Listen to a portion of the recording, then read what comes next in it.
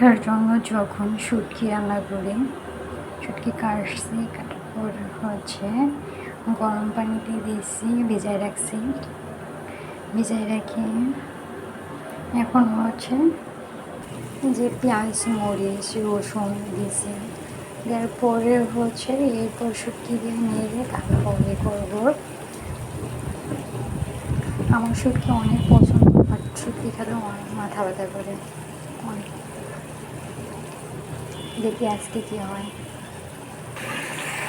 যে পানি দিয়ে আবার নাড়লাম, এখন তেজপাতা দিলাম, হলুদ মশলা সব দিলাম।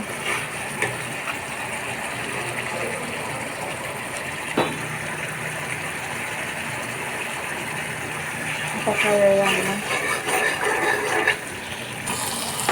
এই যে শুটকি, আমি শুটকি রান্না করতে পারি না, সে গন্ধ লাগতেছে, কতক্ষণ নাড়তে হবে তাও বুঝতে পারতেছি না।